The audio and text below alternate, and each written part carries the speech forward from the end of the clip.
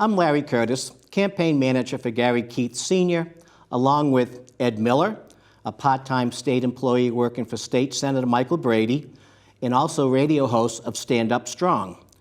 Carl Pride, media center director of Brockton Cable Access, and Susanna Sudborough, a reporter with the Enterprise.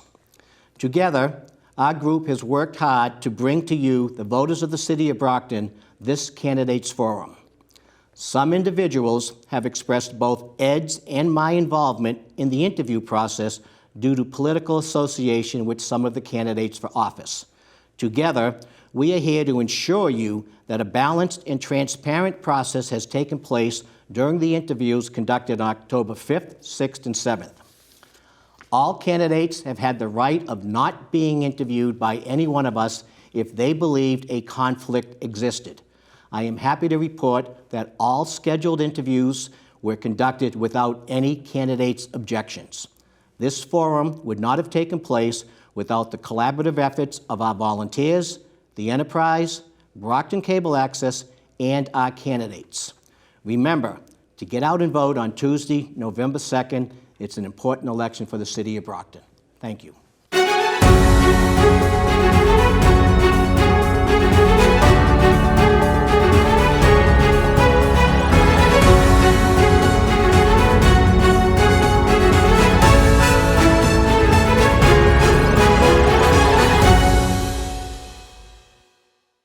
Hello, and welcome to Candidates Forum 2021.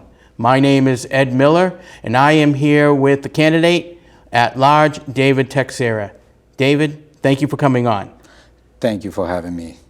And just to start, tell us a little about yourself and why you would make a good choice for Councilor-At-Large. My name is David Texera.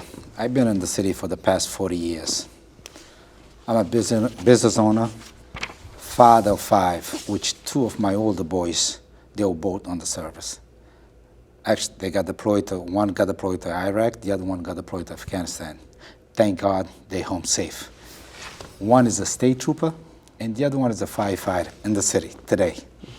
And I got a daughter at Brockton High. I got a son at Kennedy School. I'm an investor in the city. I'm a business owner. Like I said in the beginning, I'm a business owner. I own 4 businesses in the city. So I got the experience. I know what it takes on a Friday when you got to hand out the paychecks to your employees. You got to make sure that it's there for them. And I know what it takes to run a business. I've been doing for the past 20-some years as an owner.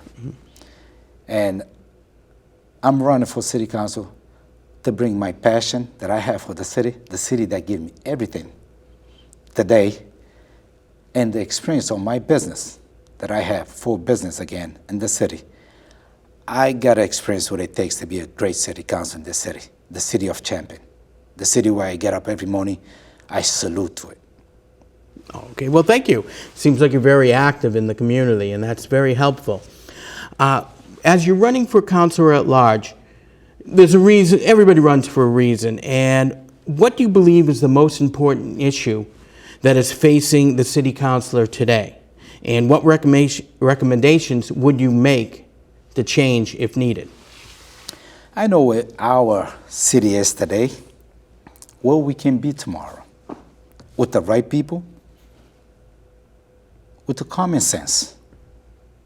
You go there not for your best of interest, but for the interest of the city, for the interest of the people that live in the city. So when you take a vote, you don't take a vote on your interest. You take a vote on the best interest of the city. And that's my passion for the city. Oh, very good, very good. And you mentioned you're a small business owner, and we have had many times small business owners express the frustration over the process of getting new projects off the ground and getting them approved in a timely manner. The primary concerns is the length of time it takes to get those approvals from the different boards and having the help needed to go through all the different boards. Do you recommend that there can be any changes to speed up that process and to make it more fair for a business to open up in Brockton? Without a question, on every department there will be an improvement. There's a need of improvement. Being a small business, we got to be more friendly business in the city. We need to be more friendly business, especially for the small business, because we are the engine of the city. This is how it starts. And being a small business, I know how it is, what it takes to run a business, and special when you hit a bump that you got to fall back, you got to get up and do it again. But being a great businessman, when you make a best decision for your business, not just so much for your business and for the people that works for you, because they depend on you. They depend on you weekly, monthly, year. They depend on you. So you got to have that common sense to make that the decision for your business, and to make sure that the people that works for you, that you definitely be by their side. So we definitely need to improve when it comes to a business, be more friendly business in the city. What are some of the improvements you think the city can do to speed up that process?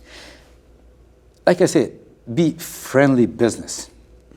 So if an investor is coming to the city, the investor, we should definitely open the door, not trying to shrink the door on them. Open the door, process, for the license, planning board, process that quicker. That, we shouldn't have left anybody out, but, just process it quicker. Make sure that, that project gets going. Not tomorrow, but today. Let's do it as quick as we can to make sure we bring more business.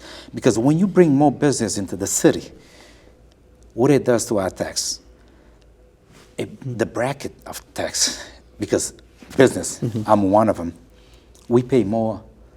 Our tax bracket it's almost double versus residential. And we use less service from the city. As a business owner, we use less service from the city than residential. So we're going to take more money from the business versus the residential. So we need to attract more business to come to the city, so we can work on our tax bracket also. Okay, thank you very much. And currently, the city council is elected every 2 years. There are many people who have said that's a short period of time. And many have asked, should we start on a 4-year period?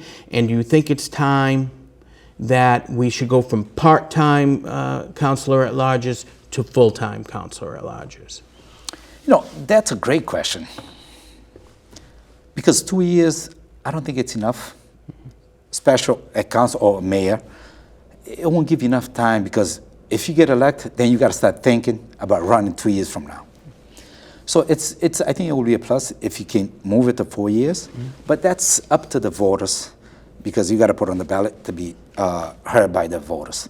But it's not a bad idea. Yeah, very good point about putting it on the ballot.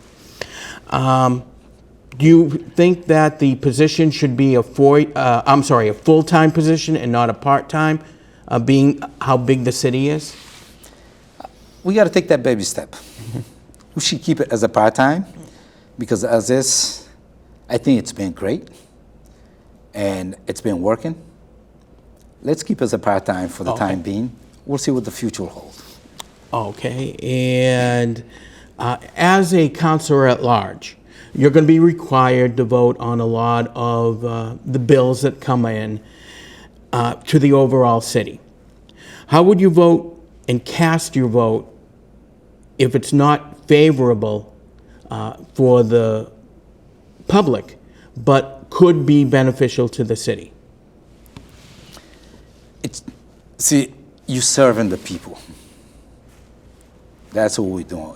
If I'm elected, I'm going there for the people. Of course, I got to look on both sides. Which is going to be good for the people? It should be good for the city. And when I cast my vote, I'm not going there to cast my vote because for myself, but I'm doing for the people of the city. What's going to benefit our city? So it's always on the back of my mind. It's about the people of the city. Okay. I got the last question, and then we'll give you a couple of minutes to, again, tell people why you're running. Though it doesn't fall under the purview of the city council, it is an issue that people are talking about, and you do have a say because you are a council person if you get elected. 3 years ago, the city entered into a trash agreement that resulted in much smaller barrels where a family of 2 can barely fit what they need in a week. Also, we've seen a 25% increase in the cost of the Brockton bags, which is also a 350% markup if we were able to go buy bags just at the local grocery store. What would your opinion be and your view be when it's time to go over a new contract, maybe bring in another company? What is your opinion on the issues that we're having, and what is your opinion on what would make it better and easier for the residents of Brockton? When they passed the contract, that was on former Mayor Bill Carpenter. I was not happy. But because they say it's 32 gallon, it's not. Because with the wheel, the way they design, you get a family of 6, you'll fill that within a few days. Correct. And that's why you get overfull. That's why the street, especially when the trash company comes around to pick up the trash, they take in the barrels. It's sold down by machine now into the roll-off. And when that's full, then that's when they dump that onto the truck. So there's plenty of time. I drive by the truck, the dump truck. I see trash falling off. Then, they're not pulling to the side to collect that trash. That's one of the problems that we have, because when they overflow, especially the trash barrel, when they throw that onto the truck, the garbage truck, they're not looking back. So we need to make sure that Republican Trash and Company is call on that. It doesn't come from the city council because we got to look on the contract, but it's from the top, from the mayors. But that's something that we need to work on. There's nothing like have a clean city. We need to work hard, reach out across the aisle and say, what can we do? Let's not just be a city of champion, but let's be a city of cleaning. Because, that goes a long way. Just to give you an example, I go to Quincy. What a beautiful place there. It's clean. We can do it here. Because if I do my part, Ed Mill does his part, then the other neighbors say, wow, let's all get together and get our street clean, our house clean, and we'll have a beautiful city. That we do, don't get me wrong, but we need to do more. There's always room for improvement. So if I understand what you're saying, it really starts with the size of the barrel. It does. Okay. And I personally will agree with that. If you look at the other communities in the area, much larger. So thank you. We have a couple of more minutes. If you'd like to talk directly to to our audience, tell them why that you're running, why they should vote for you. Again, my name is David Texera. I'm running for City Councilor-At-Large for the first time because there's an open seat. I'm a business owner in the city. Been here for over 40 years. I'm a father of 5, which 2 of my old boys, they were both in the service. They both got deployed. One got deployed to Afghanistan and the other one got deployed to Iraq. But they're home safe. Today, they are serving our city. One is a firefighter in the city, and the other one is a state trooper. I got my 3rd older daughter that's on Brockton High, and my son goes to Kennedy, and my daughter is not old enough to go to school yet. I'm here because I see what our city is today, where we can bring our city tomorrow. And with my experience, my passion, we can do a better job. There's room for improvement. Also, I've been a Brockton Housing Commission for the past 7 years. License Commission for the past 4 years. Metro South for the past 6 years. So I got what it takes. a business owner, as an owner from the past 20 years. And I will tell you a little bit about myself. I started the mattress making in 1984 after school, sweeping the floor, taking the trash out, make sure the place stays clean. Graduated in 86, went to Massasoit for criminal justice. I was there for a year and a half, but because I had to work, I was brought up by a grandmother that taught me the value of life, the respect of life. Education, school, and respect, especially the elderly. And that's who I am today, because of her, because of my grandmother. And I am running to make a difference, to bring my experience that I have in this city, the city that I love, the city where I invest. I build my house in here. All my business are here. We got 4 businesses in this city. So they're all here in this city. So I think if I contribute to my city, with my experience, we can make a difference. And on November 2nd, I'm going to humbly ask for your vote. One of the 4 to vote for David Texera. Thank you. Okay. Well, David Texera, thank you for taking the time for this interview. Thank you for sharing your views running for Councilor-At-Large. And remember, don't forget that November 2nd is the election, and only you, when you vote, can make the difference in this city. Thank you, and have a great day.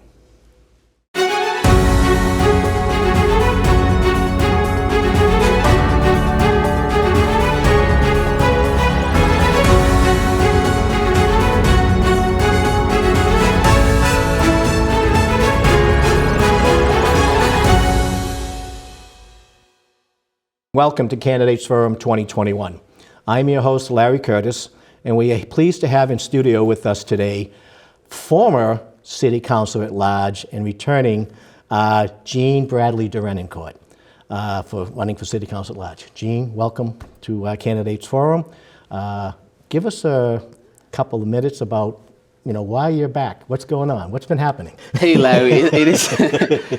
Well, for those of you who do not know me, my name is Jean Bradley Durenencourt. Some people call me the kid with the long last name or the long name. It is a pleasure to be here. As you know, Larry, obviously 2020, was crazy, unbelievable. Fortunately, we are here, and unfortunately, we lost a lot of people. But thanks to God, who gives us the chance, to be hope at His presence. So I am too happy, as always, to be here, and obviously running for City Councilor-At-Large. As you know, Brockton is my home. Brockton is my community. I'm always here. I never left, and I feel like, Brockton will always be part of my life, no matter where I go, no matter what I do. So, in terms of what I do, I am running again. I never left. I always here. Obviously, we did something different. It didn't work, and we're back. So I don't think I'm doing anything new here. Those of you who know me, you know that I am always stand up for what we believe in. I love the Brockton community. Without the Brockton community, I wouldn't be who I am today as a young kid from Haiti. After the earthquake in 2010, the city of Brockton opened its door for me, welcomed me, among them you, Larry, and of course, a lot of folks in the city. So we're here. We're not 29 anymore. I'm a little bit older now. I think that's the only difference. A little bit wiser, maybe, too? Definitely, mostly. So I'm here. I'm glad to be here. Yeah. All right. Well, welcome back, Gene. Thank you. We got a series of questions we're just going to go Let's through, do it. okay? Bring it on. One of the first questions is, what do you believe is the most important issue facing the City Council today? Why is that? And what recommendations would you have moving forward? Well, I don't want to focus on the City Council, although it's an amazing question, but I think one of the biggest challenges that we are facing right now in the city of Brockton is public safety, believe it or not. What I mean by public safety is that, the city of Brockton is a beautiful, prosperous city. And I feel like, given the fact that we have a diverse group of people, we need to find a way to bring everyone at the table. This is something that I've been saying since I was at Massasoit, since I was on the Students' Trustee. So At the end of the day, when I take a look at Brockton, I don't see a Haitian community, a Irish community, or a Cape Verdean community. I see the Brockton community, because Brockton is home for me. So at the end of the day, I think we need to find a way to bring everyone on the table. Not only public safety, but youth engagement. And I always talk about that. As a young person myself, I think it's important to encourage the young people to get involved. Not just to go to school and leave the city, but also to go to school and come back to Brockton. Larry, you have a bunch of kids yourselves. I mean, I'm assuming that some of them probably express the same desire of coming back to Brockton. But at the end of the day, coming to Brockton to do what? That's a question mark. But I think Brockton has untapped potential. We need to find a way to do that. And to go back to your questions, that's one of the reasons when I first got elected back in 2017, I encouraged the young people to get involved by passing an ordinance to increase access to voter registration to all Brockton young people. The reason I did this is because sometimes some young folks may think, well, I don't want to vote, I don't care. But at the end of the day, you have to vote, because by voting, you are voicing your voice and elect the folks that you want to represent you. And I think it's important for people to understand Brockton is home for all of us. No matter where you come from, no matter what you do, at the end of the day, we are all Brocktonian. And I will never forget that the day that I became a U.S. citizen, this was the most proudest moment in my life. Knowing that now I have a U.S. passport and I'm able to raise the American flag no matter where I go. So I think it's important for the Brockton City Council to work together by having a diverse group of people, obviously with different ideology, different school of thought, to making sure that when we stand, people see the city of Champion, the city of Rocky Marciano, the city of Marvin Hagler, the city of Let Me Be Carpenter. These are the places that we need in the city. And that's what I always talk about, and that will never change. Okay. Yeah. All right. Currently, the city council is elected every 2 years. Does the city need to consider changing the election cycle to every 4-year cycle? Would you support changing of the election cycle, and would you support what is basically a part-time position today becoming full-time council? This is what I believe in the spirit of effectiveness, right? So it's important for people to understand that when it's come down to public service, obviously, as you know, I used to work for Governor Patrick, Senator Michael Brady, intern for Linda Balzotti, and of course on the councils. It's important for people to understand the importance, if not the definition of their job. And sometimes, given the fact that people may, have different jobs, they don't really have the time to think about what they want to do in terms of to move the city forward. Do I believe the city council should improve? Of course, yes. But I think it's important for me to let the people, make that decision. At the end of the day, I'm not running to represent myself. I am running to represent Brockton. So it's important for the people of Brockton to get involved in terms of where do they want to take the city? Where they would like to take the city. Do they want the city council to move to a 4 years, or do they want the mayor to move to a 4 years? That's the question I'm asking you. But that's what I'm asking you. Yeah. Personally, I think that the mayor, should be elected for 4 years. Because at the end of the day, the question is, what can you do in 2 years? But in terms of the council, like Congress, obviously, so I think it's important for us to let the resident of Brockton make that decision, because it's important to change people at any given time. But I think for the executive branch, I would definitely encourage to make the mayor's term 4 years. Okay. I'll do that. All right. Yes. So going back to the council, I just want to, follow up with as a former council member yourself, do you believe you were effective for the 2-year term that you were there, or would you have been more effective had it been a longer term? But it's in terms of the effectiveness, looking back, I think during my 2 years on the council, I did a lot. And obviously, I don't like to talk about it, but in terms of advocate for more fund for education, advocate for more fund for the Brockton Public Library, advocate, for youth engagement. I think during my 2 years, I was extremely effective in terms of not just me, but the council that I was working on. Sure. And obviously, some of these people were there before me. They know the system, they know how things work, so I was able not only to learn from them, but also to give them my input in terms of what I would like to see. But in terms of a council, I believe that, the city council should improve, but in terms of whether or not we should move to a 4 years, I think, as a public servant myself, it would be better for the people to make that decision. Do I support that? I would support it, okay. But based on consultation. My question. But Larry, you know me, man. I'm not gonna tell you, what I feel or what I think. I'll tell you what I know. But what I'm saying to you is that in order for us to be effective, in order for us to take Brockton to the level that we would like to take it, it's important for us to sit down to determine how we want to do it and why we want to do it like that. And I think don't think improving anybody that would- would be I don't think important. anybody would disagree with well, that, Well, you you know know. better than I Okay. do. We'll find out. One election at a time. Okay. Small business owners have expressed their frustration over the process of getting their projects approved in a timely fashion. Primary concerns tend to deal with the length of time it takes to get approvals from the different boards or city departments. What can the city do to change this perception of long lengths of time, which may result in businesses pulling out of Brockton and going elsewhere? You know, this is an amazing question, and I'm so happy that you asked that. Obviously, recently I sat down with a few business owners that like me. They like me for whatever reason. And the biggest issue is that, like, when it's come down for them to get a license, it takes them so long. And when you take a look at Boston, if you have everything ready to go in terms of the paperwork, it will take you less than 24 hours, if not 78 hours, to get a license in Boston. Why do we have to take weeks, if not months, sometimes, overdue to get something like that in Brockton? I think the city councils and the mayor's office should work together in terms of like who they appoint and why they appoint these people, with the basic of understanding that, these business people, they are not here to destroy the city. Matter of fact, they are paying taxes. So we need to find a way to make their life much easier as opposed to make their life more complicated.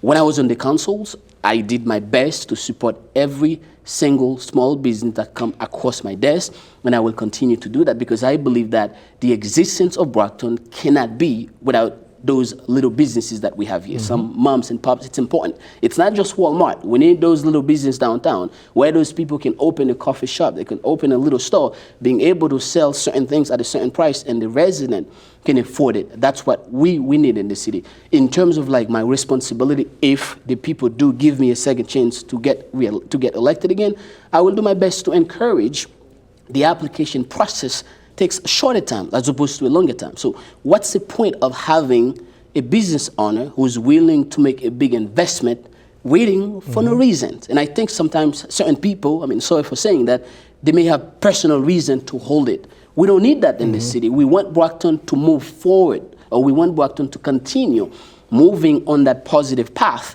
And hopefully the revenue in terms of taxes these people are gonna bring in here will benefit for education, for public safety, for youth empowerment, for seniors, or anything that the city believes will work for all of us. That's what I always believe. I haven't changed none of that.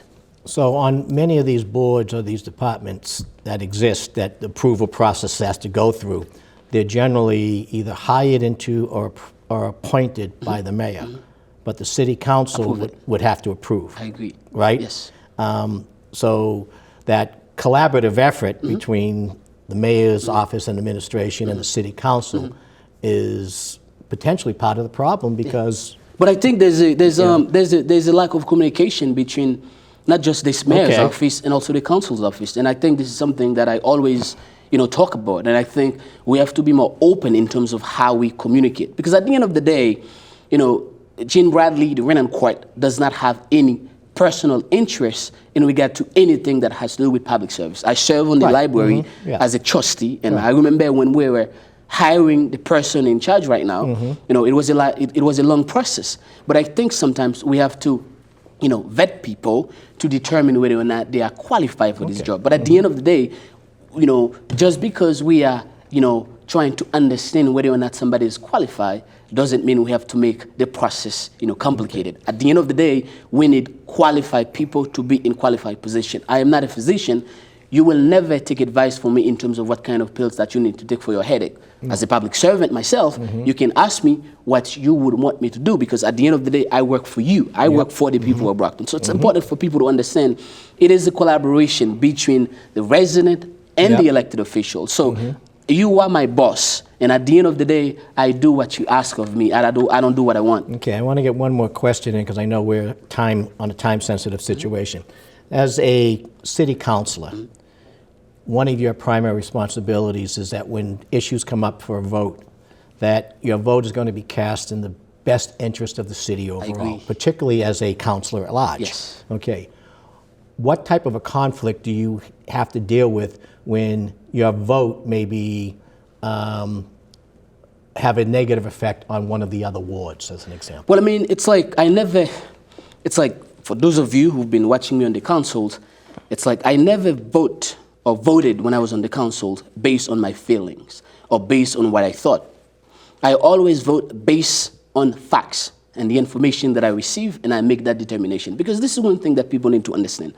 At the end of the day, casting a vote might be easy, but what people need to understand, it has a long-lasting consequences. Because at the end of the day, you don't just vote just for the sake of voting, and that's one of the reasons people need to understand the issues. I remember Aquaria, you recall it, I was one of the person that was very mindful in terms of how we vote on this issue. I sat down, I opened whatever information they provided me, I read it through, and I asked the lawyers question, both Aquaria lawyers and the city's attorney at that time, I believe it was Phil Nazarella. Right. Mm-hmm. The question that I need to ask to give me somewhat clarification to make that determination, to determine whether or not we should go on that path. I think we cannot act on emotion. We must act on the best interest of the city. And that's what I always do, and that's what I'll continue to do. Because at the end of the day, I respect those who came before me, and even those that will come after me. But at the end of the day, we need to find a center part for us to meet in order for us to bring the best out of Brockton. And as the Councilor-At-Large, I don't represent a ward. I represent the city of Brockton. So obviously, a decision may not satisfy everyone, but it must satisfy the majority of the people. That's what I always do, and that's what I'll do. You got 20 seconds to convince the voters real quick. My fellow Brocktonians, so I am so happy to be back. And as you know, November 2nd is final election for Brockton. I would hope you will consider me to give me one of your 4 votes for City Council-At-Large, because a vote for me is a vote to increase access in terms of funding to education, public safety, youth empowerment, and of course, making sure that our seniors are safe on the street no matter where they go. So thank you so much for giving me a chance. If you forget my name, it's John Bradley, the Renan Court, or the guy with the longest name. Thank you. On behalf of all of us here at the Candidates Forum, we want to thank you for being here.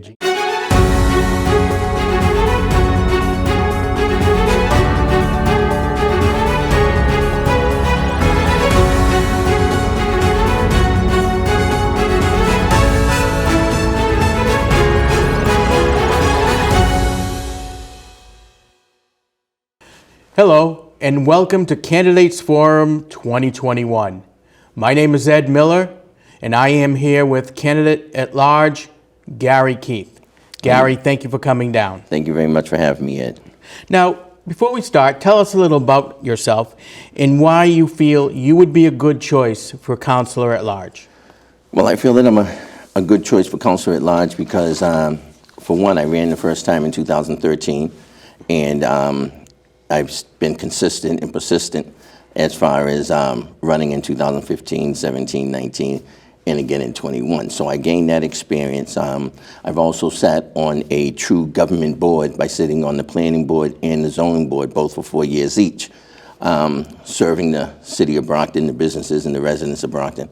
And I just been out here after you get the bug to actually, once you start serving, you just serve. You know, I've been there to help the residents of Brockton, and it's just something I like doing. What do you believe is the most important issue that is facing the city councilors today? Transparency and accessibility. I don't believe that there is transparent. You know, people know what's going on. During the, what's happening in our government as far as when a budget, what's going on as far as when a budget is coming in front of them or whatever. I think them getting the word out and the message out of the meetings that are coming forth, basically are far and few between, so people don't know about it. And accessibility, because as I go out and around and knock on doors, and I've been doing it, like I said, for a few elections now, I hear the same thing. And that's basically is that the residents do not know who their councilors are. They don't know how to get in touch with them, and I think that that's a big problem. And what are the recommendations that you have to have the council move forward? Well, first of all, for me, as the next Councilor-at-Large, I'm going to be accessible and I'm going to be visible in the city. You know, I think it's, first of all, I'm retired right now. So I'm going to be a full-time councilor if elected, or when elected. And so you're going to see me out there. I'm going to be helping people when they call me, when they need me, or whatever. I'm not going to be at a full-time job, you know, to where I can only get back to them, you know, after 5 o'clock, after my day is done from a regular job. So I think that's going to be something that's actually going to work in my favor for the, not in my favor as far as being elected, but in the favor of the residents of Brockton, you know, that they do have a councilor that's going to be available for them during the day. Now, for someone who has a radio show like myself on Sundays, I have a lot of people who come up to me and ask me questions, and one of them is by small business owners. They have expressed that they have a frustration of trying to deal with City Hall and getting their permits and getting the permission to do the work they need. The length of time, especially, of opening a business in Brockton is a lot longer than in other communities. Yes. What are some of the things that you would do to try to help these small businesses get things done in a timely and not an overly costly manner? Yes. Well, as I spoke before at some of my events, one of the things that I would do when elected, basically, is that, and I agree that it does take a long time. Sitting on the planning board and zoning board, it has taken some businesses 18 months to 2 years, maybe a little bit longer sometimes to open up, and some of them have lost interest and moved to other towns.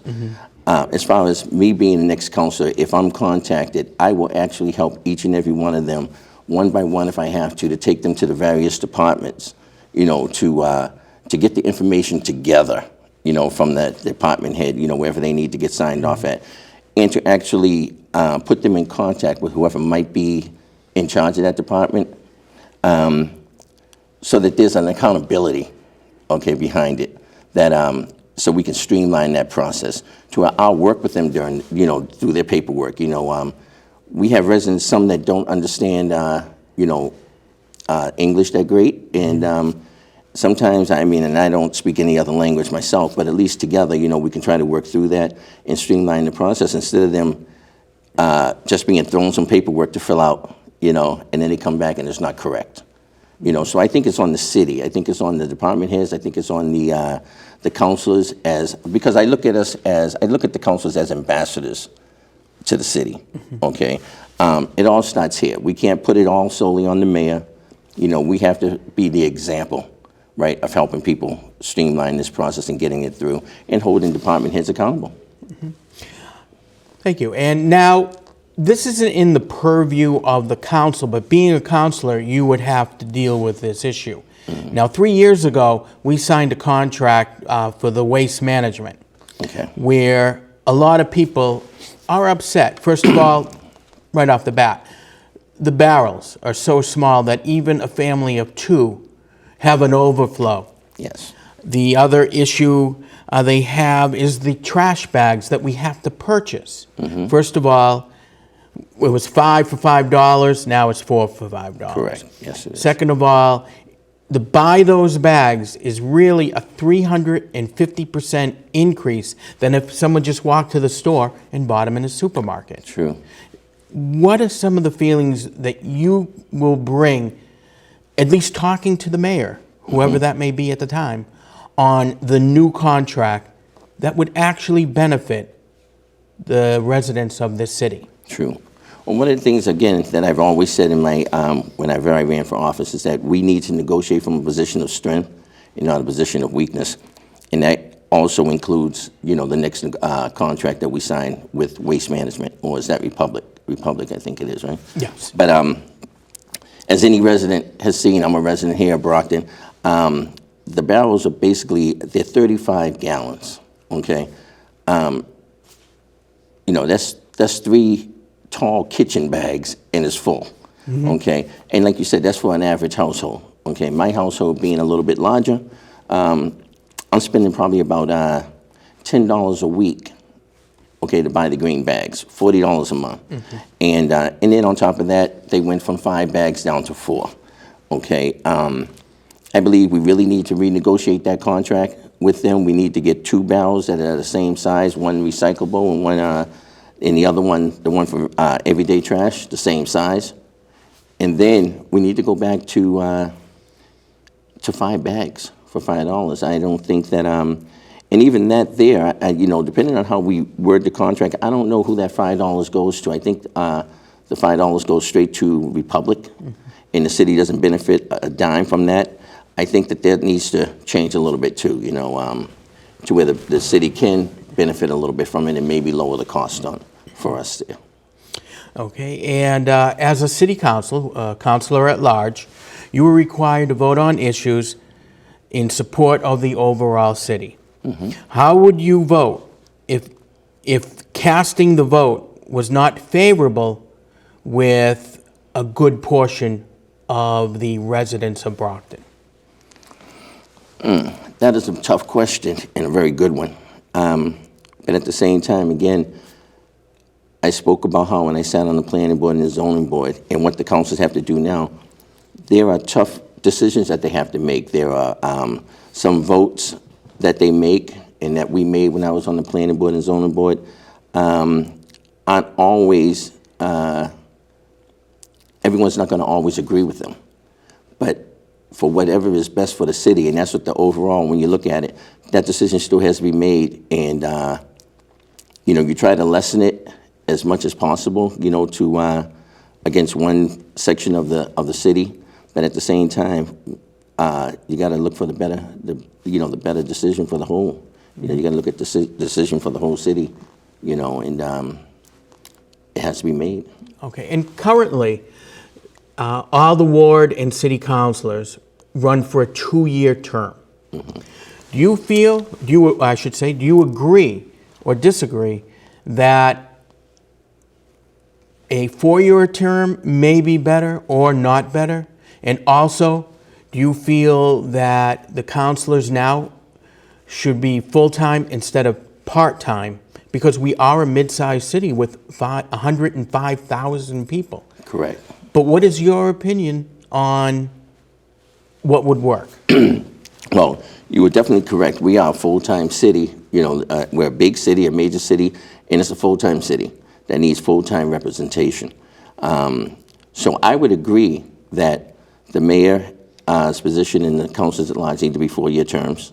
I do agree with that. Even though I would look at having the mayor's race and the councilor's race on off years, every off 2 years, so then no one could actually align themselves with anyone else, and the mayor would have to realize that he would be could be working with 2 different councils, and I think that keeps everyone on their heels, keeps everyone sharp with that goal. So I would, if it ever came up, I would support that it be a 4-year term, and I would support it being a full-time position. All right, well, thank you very much. Now you have a couple of minutes to talk directly to the people of Brockton on why you would be the best person to vote for city council. Well, I feel that I would be the best candidate for city councilor at large because of the fact that experience matters, and it's that experience that sets me apart from the rest of the group. I have served on the planning board and the zoning board, which are 2 comprehensive boards directly under the city council and the mayor. I did that for 4 years. I made those tough decisions. I'm a U.S. Army veteran, been married for 35 years and raised my 7 children. I grew up in Dorchester to a divorced mother, and I had 6 siblings. My mother was also a foster parent at that time there.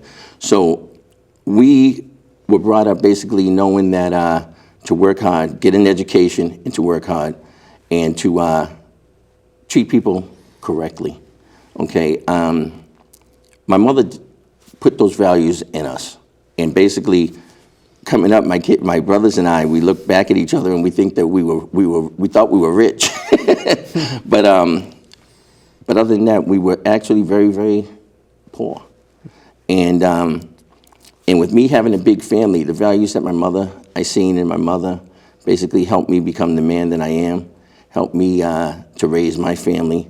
Having a large family, it was hard to make ends meet. You know, I robbed Peter to pay Paul. I worked a lot of overtime. You know, I walked in a lot of people's shoes, and which gives me the insight of what everyone in Brockton goes through, because we have people who are financially secure. We have people who are very low income. I walked in all those shoes. So basically it gives me a perspective to understand every citizen of Brockton that lives here, you know, and we have a melting pot, which is great, and that's what makes it so great, but we also need someone that understands where we're coming from. You know, when they come to me and they're telling me what their issue might be, each one has a different issue, but I can understand it all. So with that being said, I'm going to be a full-time counselor. I have the experience to get up and running from day one. I've been out here running to represent you. I'm not doing it by a fly-by-night. I've been consistent with the position I'm running for, which is Councilor-At-Large, each and every time. I wasn't trying to get in to fit in.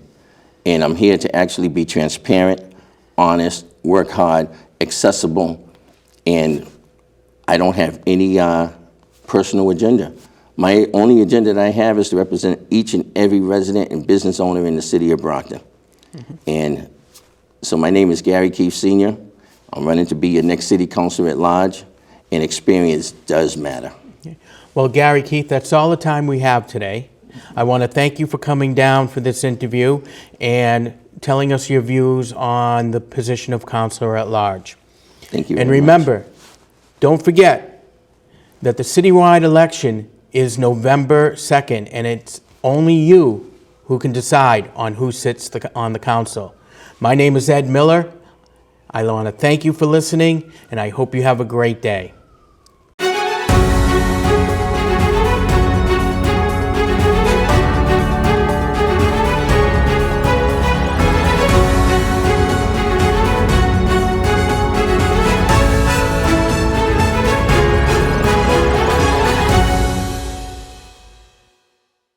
Hello, and welcome to the Brockton Candidates Forum 2021. I'm your host, Susanna Sudborough from the Brockton Enterprise, and we're pleased today to have Winthrop Farwell in. He's speaking with us in the studio today and is a candidate for Councilor at Large and is also the sitting City Council President. So Winthrop, tell us a little about yourself and why you want to be reelected. Well, I first got involved in public service when I ran for the school committee. I served 10 years as a member of that board. And then Brockton went into some very serious financial difficulties in the late 1980s, early 1990s, and I felt that I could step in based on my knowledge of municipal finance and help the city out. So I ran for mayor. I served for 4 years. And then I jokingly say I took a 20-year vacation and I didn't run again after leaving office in 1996 until 2015, and I was elected to Councilor-at-Large position in that year and took office in 2016. So for me, it's kind of like a job. I really enjoy working with people. I enjoy the public policy aspect of it, municipal finance evaluations and considerations. And I just think if we all collaborate, we can make the city a better place. Excellent. So what do you believe is the most important issue facing the City Council right now? I would say maintaining stability in terms of our finances and our health initiatives, because I know COVID is still out there and we lost far too many people. I think continuing outreach to the community, helping people understand more of what we do. There's a great deal of misinformation, particularly driven by social media, about what the council does and doesn't do. And I always caution people that we provide appropriations for departments as they're submitted by the mayor, and then the mayor and his full-time staff really translate those funds into action plans for whether education, public safety, health. So we're kind of a support system, but we also make policy to help guide where we hope the city will go. So I would say informing the public more about what we do, getting them more involved, and being very transparent in how we spend money, where it comes from, how it will be used, but also the end result. I think sometimes we overlook not coming out with an end-of-use report as to how the money was spent and how it benefited the public. Okay. So if reelected, is there any policy that you would particularly like to see enacted? Uniform, consistent code enforcement. I do think the city needs to be cleaned up. I think if you travel on Warren Avenue, if you travel on Main Street, Montello Street, unfortunately there are businesses that are not in compliance with our business regulations. There are junk motor vehicles, there are cars parked everywhere, sometimes on sidewalks. I just think the city needs to be clean and attractive, and in turn that will foster economic development and it will want people to move here. But I will tell you that I think the two co-equal things that are important in every community in the country are maintaining exceptional programs and services for children in our schools, as well as keeping the community safe with a strong public safety, police, fire, and emergency services plans and services. Great. So as a councilor at large, how do you ensure that you're representing all different parts of the cities and all different communities?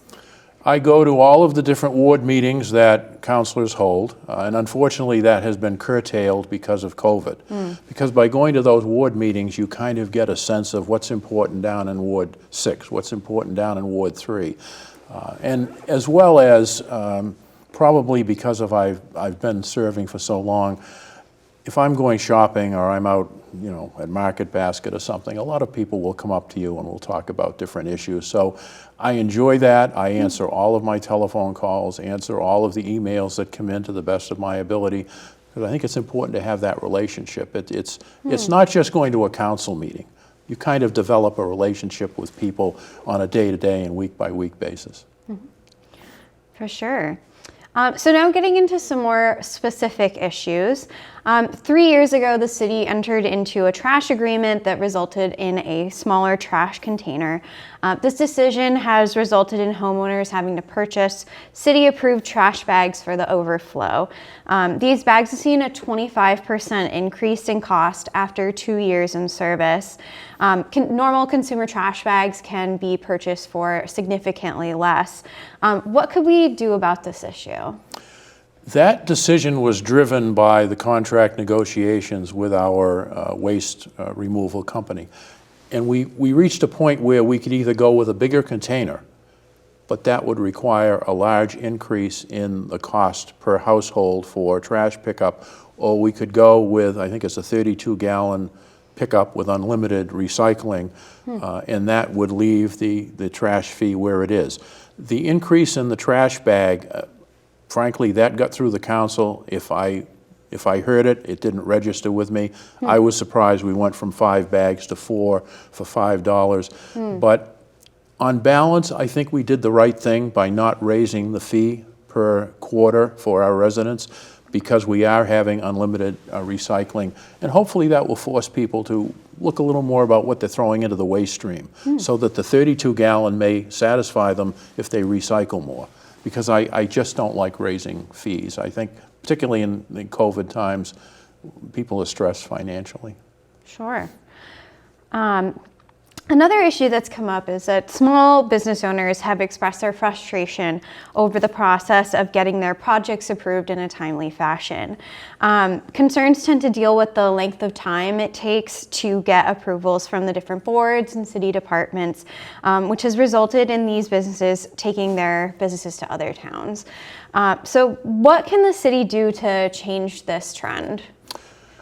I think we need to get away from having just monthly meetings of certain boards and commissions, and I think that the volume of work and the number of applications and inquiries that come in are demanding that we go to maybe 2 meetings a month or maybe a meeting every 3 weeks. But I don't think you can continue to have, for example, board meetings for conservation, planning, zoning, and license commission on a monthly basis, and really address the needs of the business community. The other thing that I would like to see, and it would be up to the mayor, but a central office of business affairs and regulations, someplace in City Hall where you could almost have a round turret, and if you wanted something from the License Commission, you'd go to this customer service window, something from the building department to that window, something from conservation or planning, this window. People would be cross-trained, you'd be able to hand out information to someone who came in, and then take a look at the schedule, almost like a doctor's office, and say, if you submit your application by this date, then I can put you on this agenda. I mean, we do that everywhere we go, whether we go to the dentist or again, the doctor, or we go for a test at the hospital. They'll give you your date when you tell them what you need done or what's been ordered done for you. And I don't think that would be a bad idea for the city to consider that. And then if it doesn't work, at least we've tried. Maybe we could study what's done in other cities. Interesting. Yeah. So currently, as you know, the city council is elected every 2 years. Do you think the city should consider changing the election cycle to every 4 years, or would you support changing any of these positions from part-time to full-time? I think we should go to a 3-year cycle. And the reason I don't go to 4 years is because we don't have a recall provision in our charter.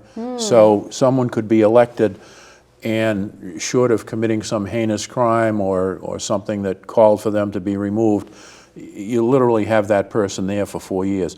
3-year terms are consistent with the appointments we make to some boards and commissions in the city. It's consistent with what's done in towns when select boards are elected for 3 years. And it would take you out of that constant campaigning. I mean, we're campaigning now.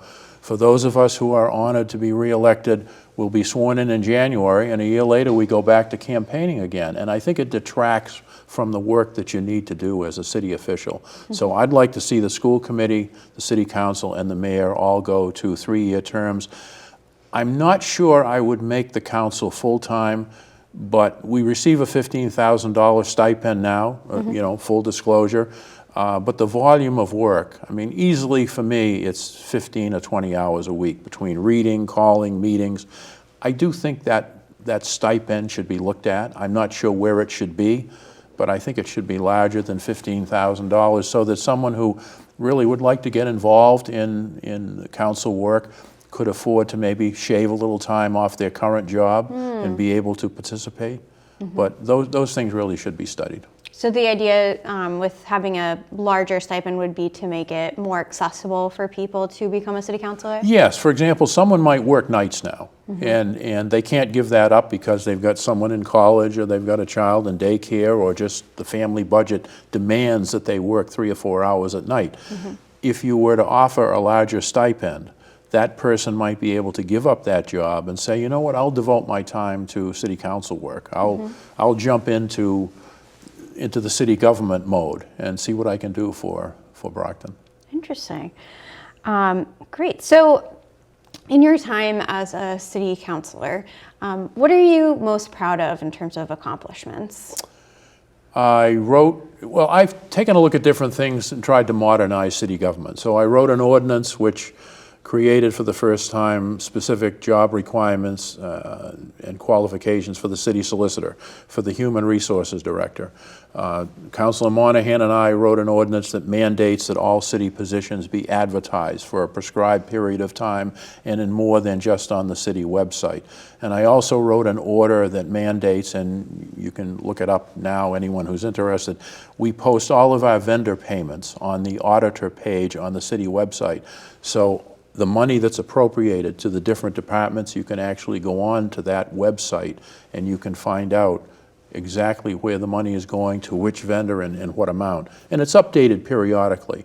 So not only will you know what money we've appropriated, I think it was important for people to know where it's being spent. And those 3 or 4 things I'm really proud of because I think it, again, moves Brockton forward into the 21st century. Great. And is there anything you think you would have done differently knowing what you know now? I think, you know, that's a tough question. There are always things that I think with more light and more experience and maybe more information I would have done differently. Maybe housing projects that I might have approved or maybe questions that I should have asked as we were going through different evaluations and issues. So it is a learning process. I'll be the first to admit that I hope every day I learn something different, and I hope every day I kind of improve in the job of being a counselor. For sure. So for these last couple of minutes, is there anything about yourself or your campaign that you'd like to share with the audience that we haven't talked about yet? I would like to say to everyone in Brockton, to me it's an honor to serve. And I do treat this as a job. I try to read and research all of the different issues that come into the City Council. I try to make the best possible informed decision for everyone. I won't make every decision that's going to please people, but I want you to know that I try to embrace what I do with honesty and integrity, and I will continue to do so. And I try to do it straightforward for all groups, not any particular interest group, because you're all important. The whole reason why we have a city council and we serve is because we'd like to improve your quality of life. And to the extent that I can do that, I thank you so much for the honor of serving, and I respectfully and humbly ask for your support on November 2nd. Great. Well, thank you so much, Winthrop. That's all the time we have today, but thank you so much for sharing your thoughts and what you would do as a city councilor if re-elected. And from everyone watching, don't forget to vote on November 2nd in the citywide election.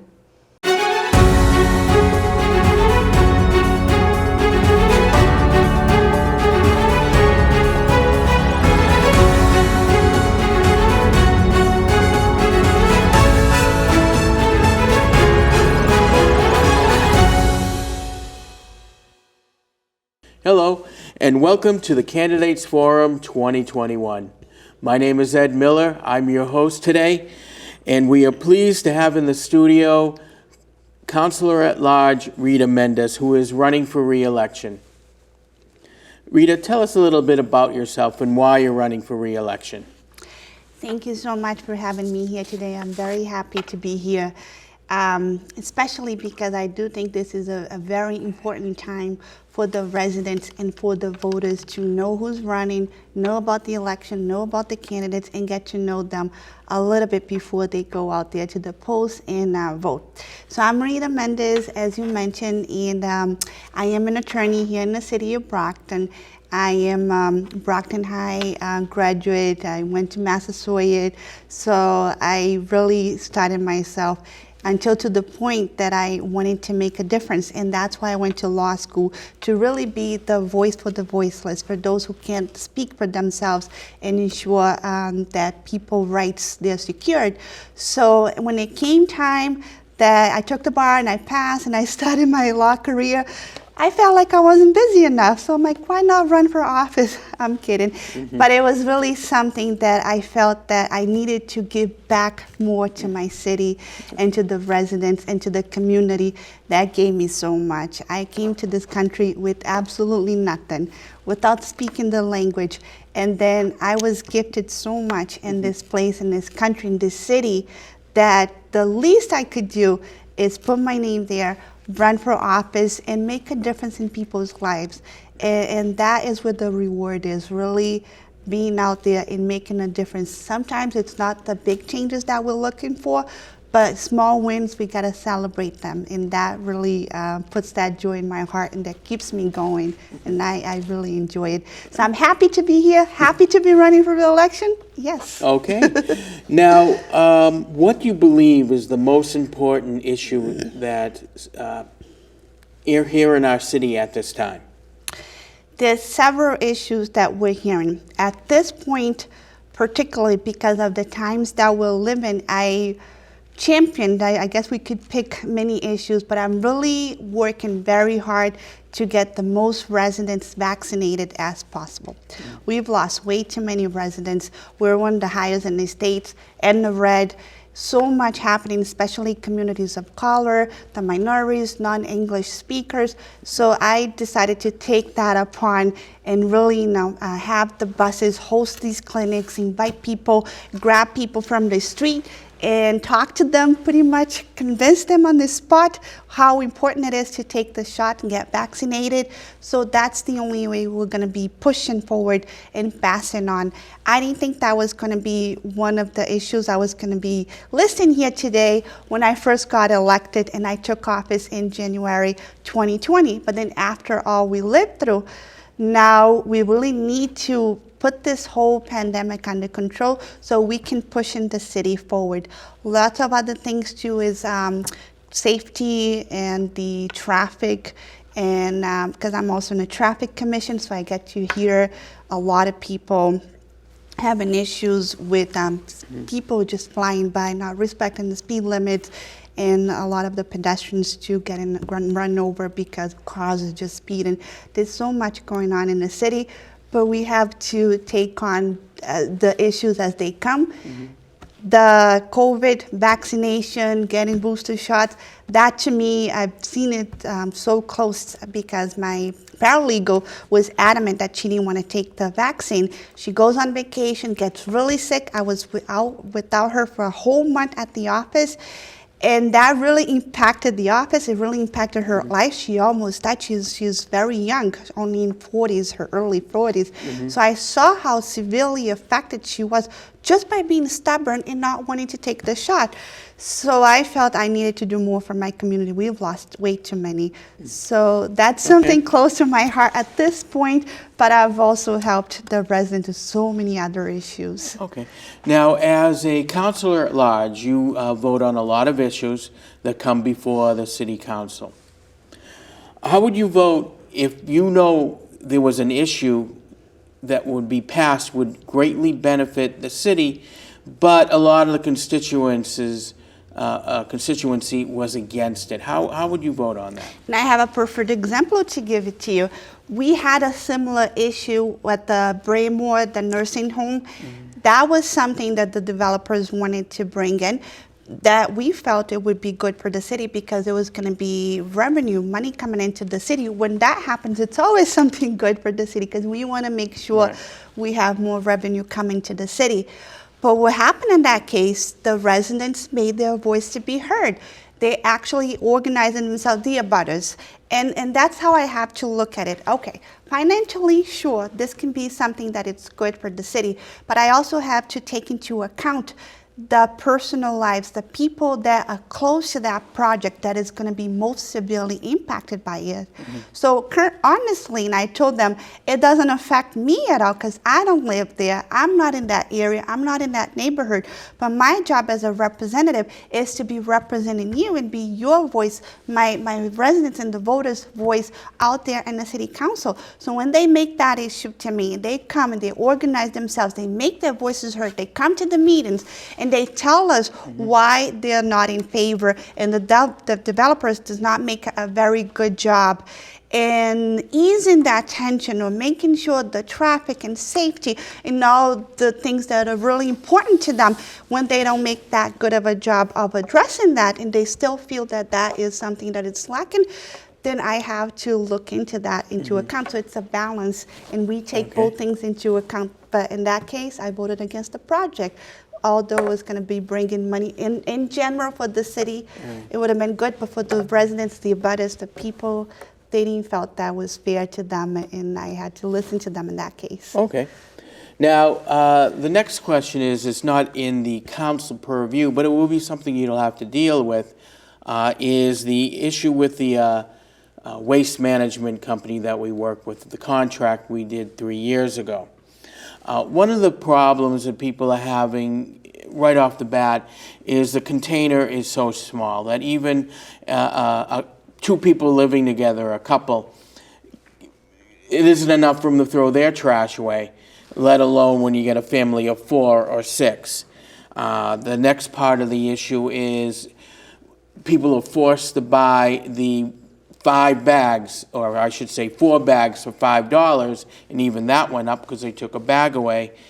And then the issue is, well, why can't people just go out and buy regular trash bags instead of paying a 350% markup? So when that contract comes up, are you at least going to have and look into providing larger barrels instead of the small ones that are just not usable for people in our city? So when that contract first came up, 3 years ago, I wasn't in the council then, so I was not a part of that. But I have to say, when they changed I agree with everything that you said. When they changed the barrels and they made it so much smaller, I also complained, and the neighbors in time, when you see the recycling bin is much bigger, because they want to encourage people to separate them and educate themselves and put whatever is the recycling in the recycling barrel, and then what the trash is on the other smaller. And if we do that as well as we're supposed to, hopefully they're trying to encourage more things to be recycled. But I think it's all the numbers game and how much it's really costing the city, and that is overall throughout the city, the standard. So everybody, whatever their size is, they have the same size of the trash barrels, because then the bigger the family with the more residents, with more people living in it, they're actually getting it at a lower cost if they are entitled to throw away, in a sense, more trash bags, as opposed to the elderly lady that lives by herself, or just a couple that just starting out in their life. So in a sense, we're all in the same level, and I believe that's the reason why they also have the trash bags, because if they were to use the trash bags, then at that point they're paying the markup price, because that is what it's costing the city to throw away those trash bags. So it's not an easy solution, and a lot of things that comes before us, it's not easy job to do, but we do have to look into account what the residents need and how we can make their lives better by living in the city. It's very costly to live in this city, and the trash situation is costly. Okay. Very costly. It so I is, agree. It is a problem. If we can have an agreement that we can pay less money, and that way pass that on to the residents, that would be the ideal, but there's a separate account that deals with that. And I was not involved, but hopefully when it comes time for the next agreement, we'll look into that closer. Okay. Absolutely. Okay, thank Yes. you. Now, another issue is our small business owners who are having issues trying to deal and getting the permits they need from City Hall, especially first-time business owners who are trying to make it through. I've had many contractors and plumbers who've come up to me and said, you know, if it takes me days to get my permits in another city, it takes me weeks here. And if it takes weeks, it takes me months, which is they're losing money and trying to get that job going. Do you have any ideas that will make the city a more business-friendly city, where we can start bringing in businesses instead of, you know, chasing them away because of the difficulties? Yeah, and that has been the goal since day one, because we want to make sure we have more businesses so they're paying a higher tax burden, so that way it alleviates from the residents. Usually the businesses, we allocate a higher tax rate to the businesses. We want to make sure they're in the city, they're investing in the city, they're paying their taxes in the city, they're opening their businesses in the city, providing jobs in the city. So, and I'm a business owner too, so I hear you. And I know exactly what you're saying. People come to me, they complain about that. I myself have been to City Hall several times. As the system is progressing, we're able to, the mayor is hopefully trying to do the website where people are now applying online, and hopefully that's a faster process. We've also called in before the city council, the building department, and we've asked them for when people apply or they ask for permits, how fast are they able to come and inspect. And we don't really have a lot of inspectors. The wire electrician inspector, I guess she quit, and then it took some time for the city to replace her, and then the plumbing inspector. So we don't have a whole lot. I believe there's 2 in the entire city. So we don't have a whole lot of people actually doing the work to provide them to make it faster and quicker.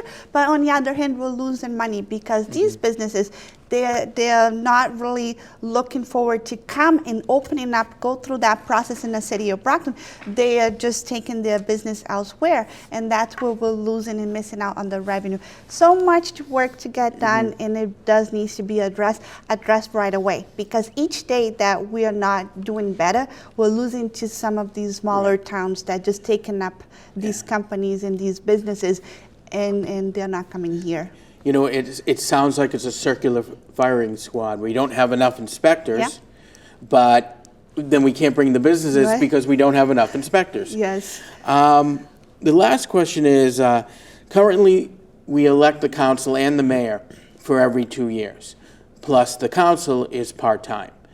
Do you feel it's time, as Brockton it has 105,000 people, we're a big mid-sized city, we're one of the larger ones in the state, that it's time for our council and mayor to be a 4-year position, and the council, do you feel it's time to have them full-time employees and not part-time? That's a great question. So the 4 years, yes, I do believe that it's time for us to change it back to 4 years.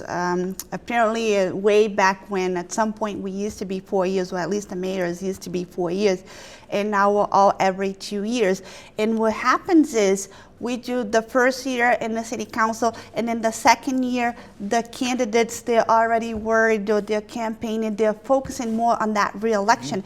And then the residents missed out. So yes, I agree with the 4 years. And as to the full time for the city councilors, we have to look in what would it cost for the residents and for the city in order to be able to afford that. I think it's a great idea as long as it doesn't increase the tax for the residents in order to do that. Thank you for your time. That's all the time we have. And don't forget, on November 2nd, we're having our election. It's the most important day because this is the day we decide who is going to run our city. So please remember, vote on November 2nd. My name is Ed Miller, and I hope you have a great day.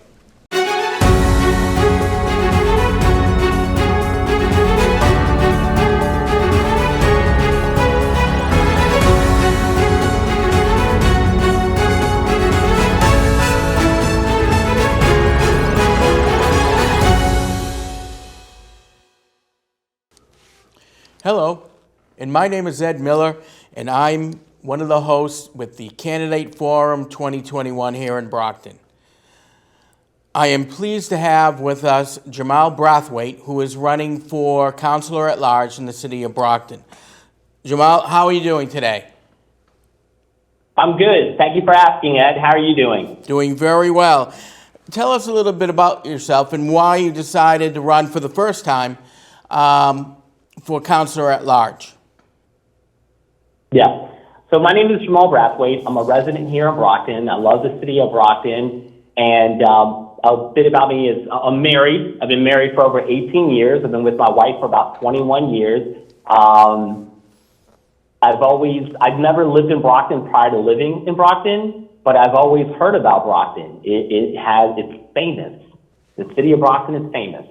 And so, but a little bit more about me is, I got a career for the past 17 and a half to 18 years. I've worked in financial services and as an accountant, compliance officer, and an internal auditor. And why I'm interested in representing the city of Brockton is that I want to modernize the city of Brockton. I've lived in many different jurisdictions here in the United States, as well as in the United Kingdom. And from observing many different cities, I can see that Brockton, it deserves much more than what it's getting. For as much as the city of Brockton residents are paying in taxes, they deserve more. And I think it's a function of management. So I want to bring my management skills to the city of Brockton to improve the quality of life in Brockton. And what do you believe is the most important issue that's facing the city council today? The number one important issue facing the city of Brockton is public safety, hands down. Today is Friday, October 8th. We've already had an incident at Brockton High School where the school had to get released early because a kid was found with a gun in the school. It's not clear why he had a gun in the school. And last night, of course, we had it. I say of course because we were all made aware, there was a shooting. Unfortunately, an officer was shot in the line of duty. Fortunately, I understand he will be okay and it's not life-threatening, so praise the Lord for that. Unfortunately, there was a victim that night who did die. We don't know the entire circumstance around this, but right now, Brockton has made national news for all the wrong reasons. So I want to run for city council. So when Brockton does make national attention, it's for the right reasons, not the wrong reasons. So the number one issue I'm going to address is public safety, not just in the streets, but public safety in our schools. Most city councilors will say, they're going to leave that up to the school committee, but not me. We're going to go to the schools. We're going to make sure public safety is number one in our schools so our kids can concentrate and be the best students that America can produce. And what are some of the recommendations you have for public safety? Sure. Okay. Well, the very first, before we got on the call, I called my nephew, who also goes to Brockton High School, and asked him, how you doing? What's going on today? And I was surprised when he told me about his assessment of security in Brockton High School. So in the year 2021, it's not clear why Brockton High School does not have metal detectors. When I was in high school, I graduated back in 1997, we had metal detectors. Here we are, more than 21, 22, 23 years later, and it's not clear why. So number one, we need metal detectors. That seems like a quick fix. We need to get that, and we need to identify what other schools in Brockton we need to install metal detectors. More than that, we also need to identify our hall monitors. We need to make sure we have more. The kids were telling me we need more hall monitors. Surprisingly, my nephew, and he was with a group of his friends, they were all telling me, I asked them, do you feel safe in school? And they said no. And I was very surprised because these kids, they're tough. But they said in Brockton High School, it's so large and there's so many different groups that walk around like they control the school that they told me they don't feel safe at school.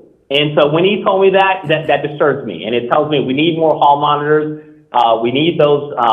We may need truman officers, and we need social workers.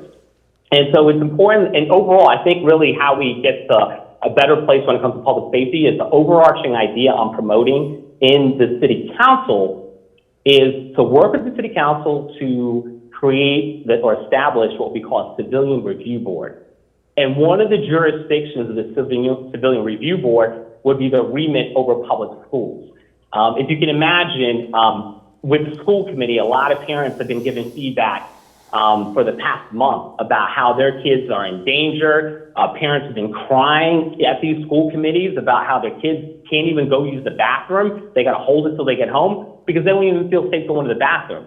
So if that's going on, we need a civilian review board that can provide the information needed so that we can direct resources that are fit for purpose. I don't want to just throw police in there to turn Brockton High School into a prison. I'm not promoting that. What I'm promoting is the need for a civilian review board to be able to assess our public service safety needs by getting from people on the front line, the citizens, the residents, the students. And then secondly, to also provide accountability and transparency regarding the funding. Underneath the civilian review board program in Brockton, we're going to make sure that Brockton police, as well as all other agencies that would be underneath the civilian review board, are well funded and resourced. So we're going to be funding them with even more money. Okay. As someone running for Councilor-At-Large, you're going to be able to vote on a lot of issues that affect Brockton. How would you vote if you feel the vote you cast would help the city of Brockton, but many of your constituents don't agree and don't support that issue? Well, okay, good question. I would recommend that we have a public forum on those type of topics. So, for example, civilian review board. You know what's surprising? Here we are over a year and a quarter since, or maybe even a year and a half since the protests from last year and George Floyd and the national attention. But Brockton still hasn't implemented a civilian review board. This is an example of something that might be a decisive issue where some people are for it, some people are against it. But I feel like the mayor should have facilitated a town hall to talk about what are the pros and cons so we can find out where we are as a society, the direction we want to go. So it's the way we would iron this out, Ed, is we need to have a public forum. I don't think we should be we should be making decisions on things that are material and significant in absence of a public forum. Okay. Now, this is something that's not under the purview of the council, but it will be something you'd have to deal with. 3 years ago, we entered into a trash agreement that resulted in much smaller trash cans, where even a family of 2 people can't get their trash in for the week. They're also forced to buy 4 bags for $5, which is an increase on that. And you can go into the store and buy a bag of 28 for $7, where it would cost you $35 to get the same amount of bags. What are some of the issues that you will see that would help the city and help the residents paying these higher costs than any other area surrounding Brockton? Yeah, so we need to renegotiate that agreement regarding trash collection. It appears that the city of Brockton residents are overpaying and they're underserviced right now. Those little trash bins are, they're small. I think we need to renegotiate the agreement. That's about it. I mean, I don't want to ask the residents to have to purchase an additional trash bin or additional trash bags. So what we got to do is we got to renegotiate the agreement. That's all there is to it. Mm-hmm. Now, one of the big issues that we've been having here in Brockton, and probably been having it for the last 50 years, is the small business owners who go into the city hall and try to get their permits. And it's like running a gauntlet, they say. One of them told me that if it takes days in another community, it takes me weeks here. If it takes weeks somewhere else, it takes me months here. What are some of the ideas that you have to help the people who are coming in, especially small business owners who don't have the lawyers and all that, to go in and make it a quicker process from start to finish? Yeah. So I mentioned this before. I'm going to mention it again. I'm proposing that we implement in a bondsman department that would sit within the executive branch of government and which would report to the city council on a quarterly basis.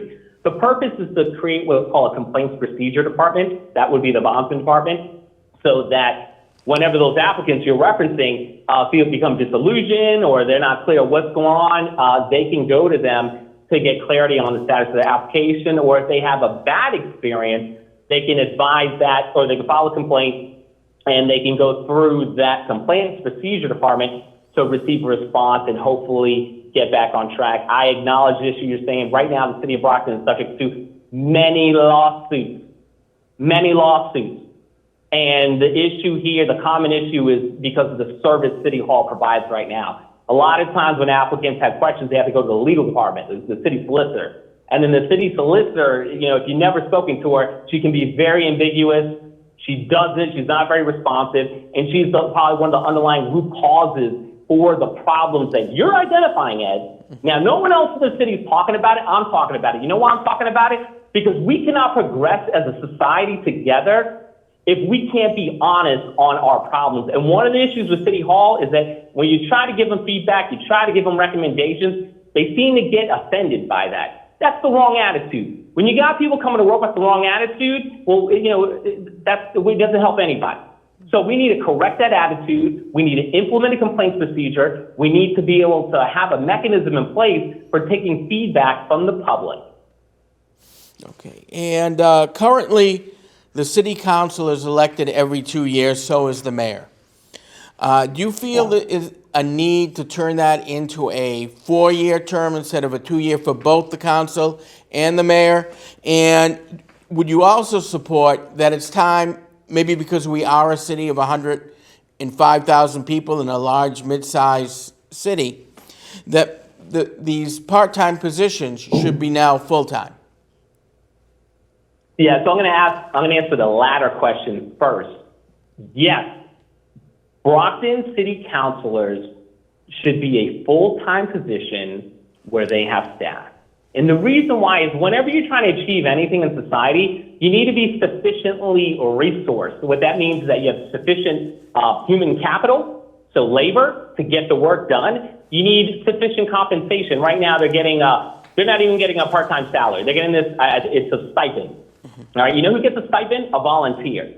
All right, and when you're trying to deliver a quality service, a quality product, You gotta put the basics in. You gotta pay them you need to pay them a market rate so that they can live their life. You need to make this program sustainable.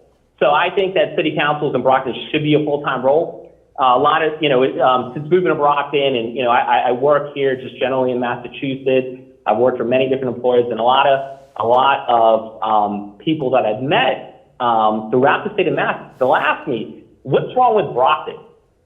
And I hear that, and for me, my first thought, from living here and experiencing City Hall was that, well, City Hall's the problem. They're not responsive to resident issues. You see our roads look like the Flintstones. You see our water system in Ward 7 has been identified as breaching EPA violations where it could be a risk to human health. When you see issues like that, you want to get to the root cause of it. And when I go to City Hall and they're not responsive, they don't seem to have they have a lack of urgency, and they don't really know what quality customer service looks like. So a lot of times I look at City Hall, but also, residents have a responsibility as well.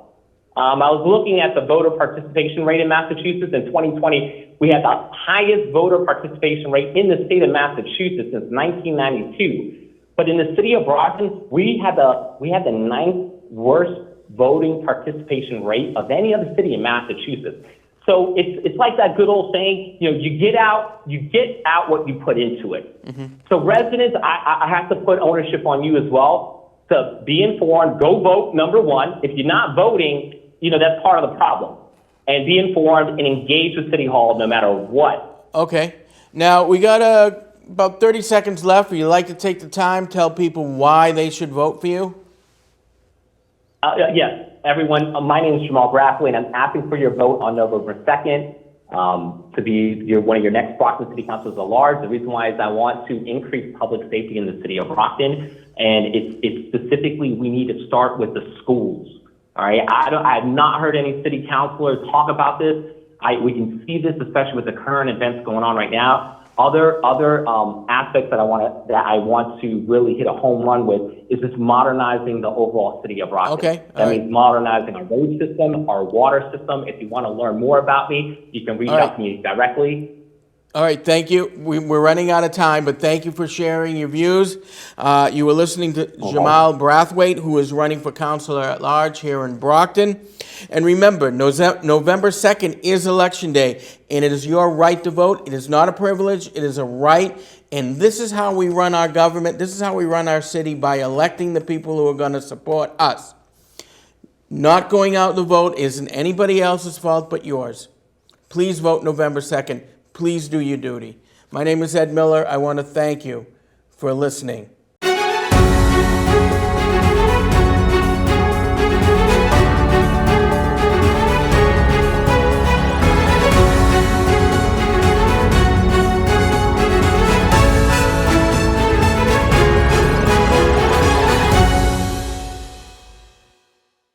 Hello, and welcome to Candidates Forum 2021. I'm your host, Larry Curtis, and we are pleased to have in studio with us today candidate for City Councilor-At-Large, Michael Nunes. Michael, take a few minutes and tell us a little bit about yourself and why you would be a good choice as a City Councilor-At-Large. So I was born and raised in Brockton, Massachusetts. I don't plan on going nowhere. That's why I'm running for Councilor-At-Large. I think I'm a perfect candidate because I get things done. My history and my job, you can ask people around me, my friends, family, they'll let you know. I get things done, and I finish one thing before I start another thing. That's one thing about me, I own a small business. I'm part of the National Small Business Association. I help other residents open businesses. And I sit on the NAACP Housing Committee, the Brockton chapter. I also have my real estate license. So with all my expertise, I believe I could balance them together, and be a perfect candidate for Councilor-At-Large. Excellent. Okay. We have a series of questions that we're going to ask each of the candidates, so I'll start off with the first question. What do you believe is the most important issue facing the City Council today? Why? And what recommendations would you make moving forward on that issue? Well, our major issue right now, city overall, is infrastructure. If you focus on downtown, it's the homelessness, and everybody sees that. That's why businesses are afraid to come in. We've seen history of that. That's why Enterprise Block has not been rented out yet. The front has been empty, 6, 7 years now. You know, it's hard to get stuff rented out, especially when you have this type of environment around these So businesses. is it the infrastructure or the homeless issue that is most important, the most pressing issue that you believe is Number happening one, in the city? infrastructure. We got to Okay. focus All on right. infrastructure. We have a lot of gridlock roads that could be easily fixed. One's on Newberry, crossing to Belmont, right at Pluff School. That's one that we could fix. We have a lot of gridlock. It's hard for the firemen to navigate through these gridlocks, and some roads are just too wide. It's proven fact, especially Main Street. They're wide. That's why people speed down these roads, and we have to slow them down. Infrastructure and fundamental speed limit has to be 25 miles per hour. I strongly believe in that. You know, that's all part of my infrastructure plan. Bottleneck the roads, bike lanes, and all that great stuff. You know. Okay, as part of infrastructure concerns, there's always the utility aspects underneath. What's your feeling on how that has to take place? It's one thing to pave a road, but Yeah, you're not gonna pave the road to unpave it a week later to fix. You know, like Ames Yeah. Street, they paving it now. Correct. I believe they repaired the lines and all that before they did that. So it was years of work that was going on. yeah.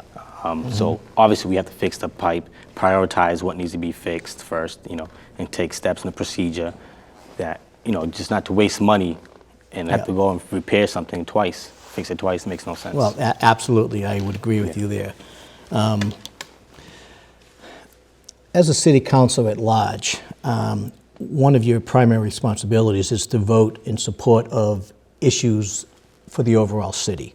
You know, you are a Ward 7 resident, I believe? No, I moved. I live okay. in Ward 3 now. Okay, so you're a Ward 3 resident, you know. How would you vote if the vote you cast would not be favorable to your specific ward, even though you are a councilor at large? So what do you mean in particular? So let's say an issue was coming up and it was going to impact the quality of life or whatever the issues in Ward 3 where Yeah. you live today. Okay. Would you, and the vote you wanted to, and the vote you would have cast would result in a favorable outcome for the city, but not so much for the ward in which you live in? I mean, What- I will. If it's for the city, you have to think about the majority before you think about 10% or 20%. You have to think about majority of the people, what they want. Great Sometimes- answer, because you are running for councilor at large. Yes. Sometimes what I want, I can't get, but I'm not gonna go be a baby about it and cry about it. Okay. There's another route. We'll work together and fix it. You know, it's about the city overall before just one particular ward, especially Ward 3. Okay. You know. So as a councilor at large, you're reviewing the overall impact in the city's Yes, of best course, interest of course. overall. Okay, thank you. Currently, the city council is elected every 2 years. Does the city need to consider changing the election cycle to every 4 years? And would you support the changing of the council positions from what are considered basically part-time positions today to full-time positions? So the council-at-large position, I would keep it on the 2 years, and everything. The ward, I would keep it on the 2 years to make sure that people, you know, the checks and balance, make sure that I got to do my job next 2 years. Someone's gonna run against me, that kind of stuff. Mayor, it's not enough time. I believe mayor should have 4 years. I mean, we did have mayor for 4 years at one point, At but one point, everybody knows what happened, and we lost that. So, you know, we have to get the mayor 4 years back. I strongly believe in that. You know, give them time. You know. Okay, but as a ward councilor, you would No, keep, I 2 mean, years. as a councilor at large and the ward councilors, you would keep those every 2 years? Yeah, 2 years. Because if you're someone that's a councilor at large, you really believe that it should be 4 years, and you really believe you're that strong person, you should be there 4 years. Go run for mayor then. That's what I say. Go Okay, run for all mayor. right. Do you believe there's a learning curve, like as a new candidate, that should you win a position as one of the 4 city council at large positions that exist out there, that there's a learning curve, that maybe that first term is, Of course, it's a learning Yeah. curve for everything, right? I opened my business. I learned as I went, but I got it done. Like I said, my business open 3 years. Dad's delivery, door services. I got all the great stuff behind it. Minority business enterprise. But with the council at large, there will be a learning. You have to learn. I can't just go in there and think I'm a know-it-all. But I'm telling you now that I've been studying. I know the Roberts Rules when it was created. Okay. It was never created for city government. It was created for church. So whoever wants to really say that, oh, follow the Roberts Rule, well, Roberts Rule was created for church. And believe it or not, in the Constitution, separation of church and state. Sure. So Okay. that's kind of a confusion there. So don't tell me I don't know, because I've been doing my homework, Okay. on the back doors, whatever you want to call it, Okay, all right. Small business owners, you happen to be a small Yeah. business owner, you mentioned, have expressed their frustration over the process of getting their projects approved in a timely fashion. Primary concerns tend to deal with the length of time it takes to get approvals from the different city departments or boards, which has resulted in some of these businesses taking their business elsewhere to other towns. What does the city need to do to change this process? Well, definitely need to change the meeting. So Councilor-At-Large right now, I don't believe a lot of them sit on any of these boards. I think it's volunteers, like the planning board, when you go meet them, it's Correct. volunteers. Yeah. All that has to be changed. In what way? The councilors have to sit on these boards. You want a full-time position, we're gonna work full-time. We're gonna meet every week instead of meeting, because what happens when you don't submit the paper on say, September 20th, and the meeting, you have to submit it 2 weeks before the meeting. The meeting is, this week's, now you have to wait 4 weeks, a month, and guess what? The planning approves it, or you gotta go zoning first. When you fight in zoning, it takes you a month. Then you go to planning, it takes you another month. We gotta cut that out. That time is money. All right, so you're kind of confirming that that's the reality of what's happening today in the city. Yeah, I've been going through it. I know Okay, someone that's been all going right, through so it. I've been helping you're someone living it going through and yeah. working with somebody going through it. Okay, so your suggestion is that part of or members of the city council should be members of these appointed boards? Of course. No, it's not to down anybody on the board today. No, right. They have a life to live. You can only volunteer so much of your time. People Correct. you need money to eat. You can't volunteer every week. They do a great job, or whatever.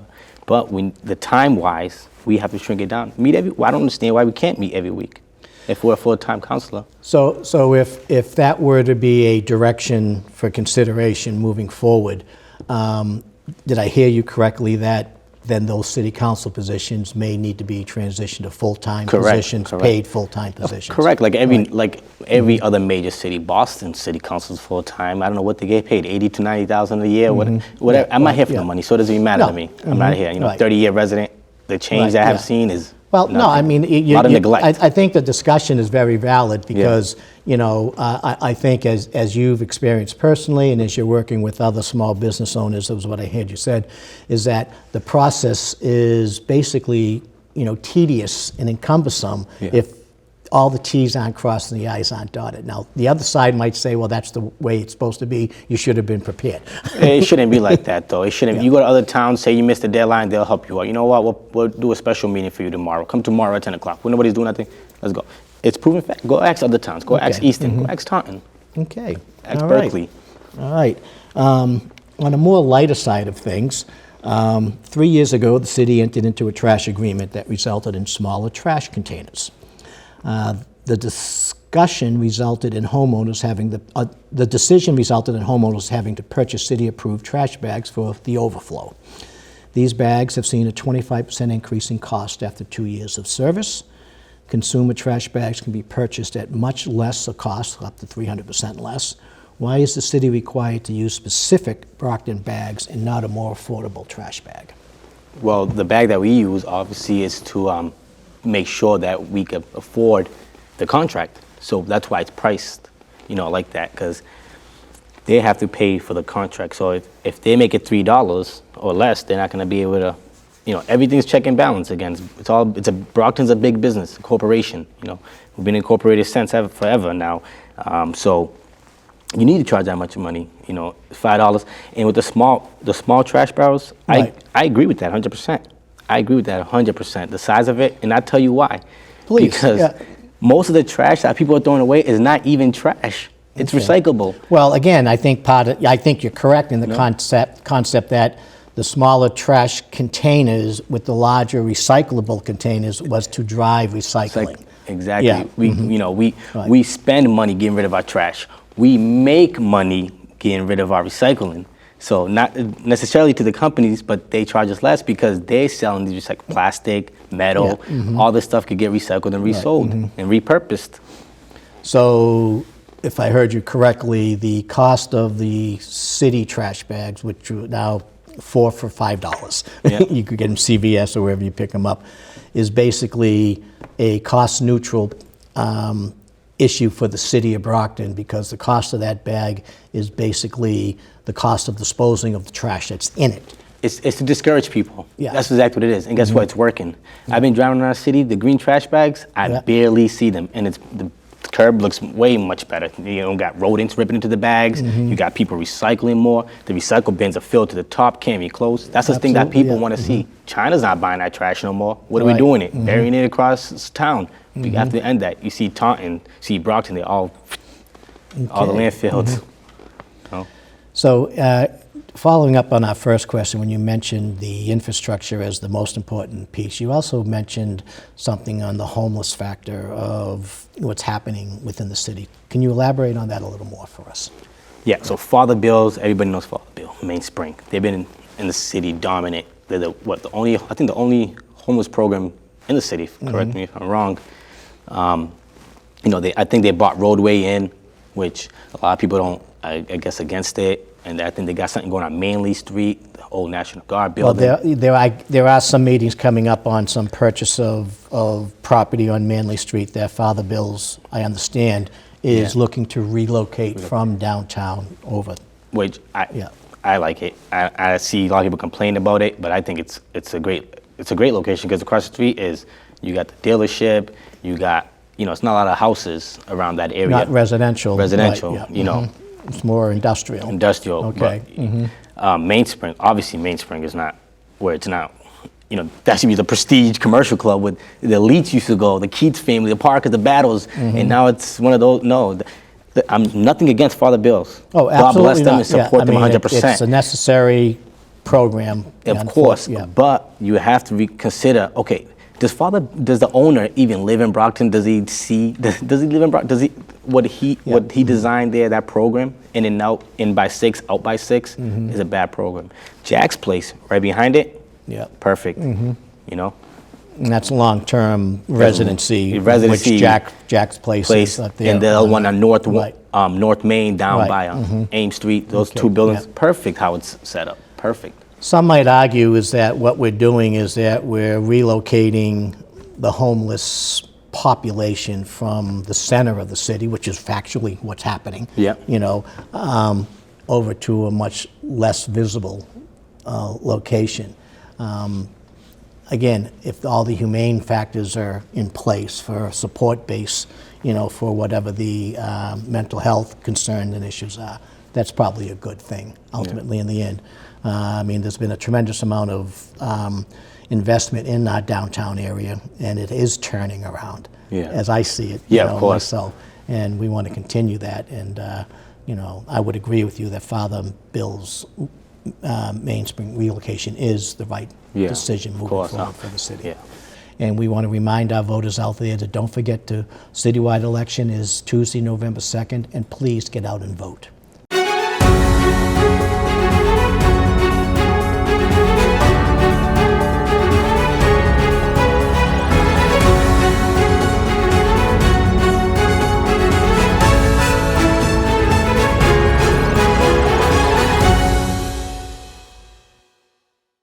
Hello and welcome to Candidates Forum 2021. My name is Ed Miller, your host, and we are pleased to be with Councilor-At-Large Moses Rodriguez. Moses, how are you doing today? Very well. How are you doing, Ed? Well, tell us a little bit about yourself and running for re-election of the council, some of the things that you might have done that you're proud of and you want to share with the constituents. Well, Ed, as you know, I've been on the council now for 7.5 years. I'm someone who was born overseas. I came to this country as a teenager. I have lived in Brockton basically all my American life. I served in the United States Navy for 6 years, and I've been in Brockton ever since. Live here with my children, now a couple grandkids. As things move on and times change, and I'm honored to be a part of this city.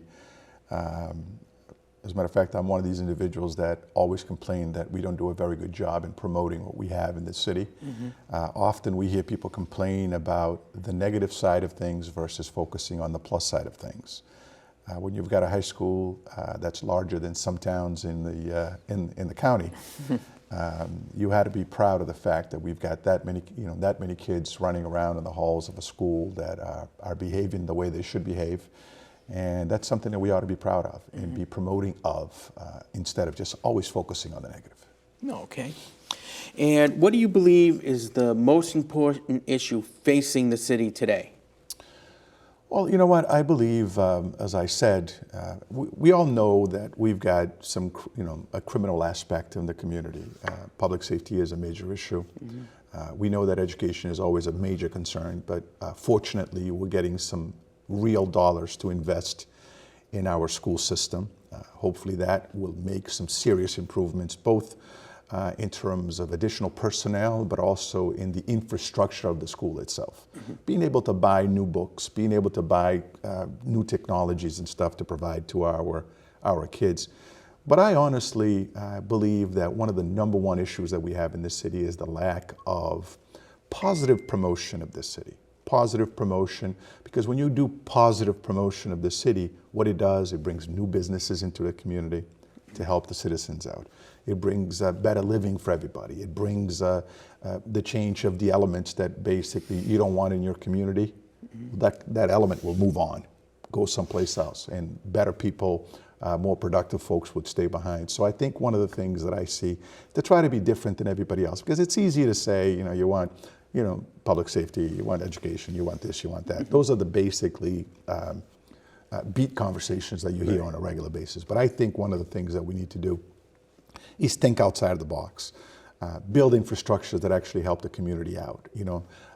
Build some facilities that our kids can go out and play, some fields and things like that. As a matter of fact, I just came from a meeting with the mayor and several other officials in the community talking about building athletic facilities, soccer, football, baseball, softball, some of these other things that will basically improve the quality of life for the kids in our community. And then you'll see some reduction in crime, some reduction in truancy, and some reduction in kids not doing the things that they should be doing. So that's what I think we ought to focus on. Now, you mentioned public safety and a criminal aspect. Brockton being a city of 105,000 people, it doesn't seem like we're a crime-ridden city. Do we have a bigger issue than cities our size, or do we have the regular issues? No, we don't. No. I think that's one of the things that when you see us being compared to the Avons of the world or the Stoughtons and the Eastons and so on and so forth, of course we've got the problems.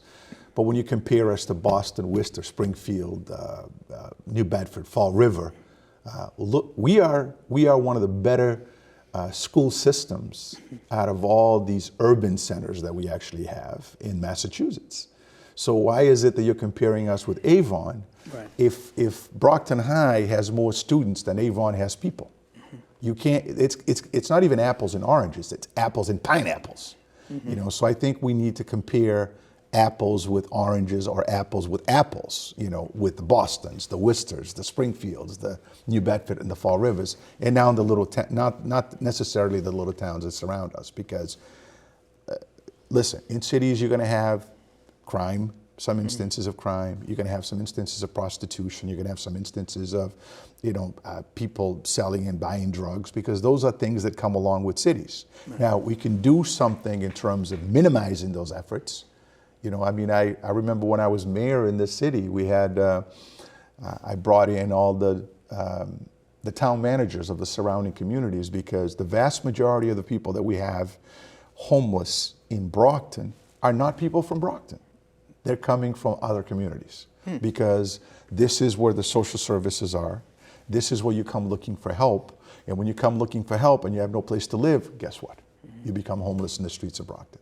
I also found out that the vast majority of even the opioid overdoses are people who are here, transient folks that are coming from the other communities. They end up ODing or dying in the streets of Brockton that aren't necessarily from Brockton.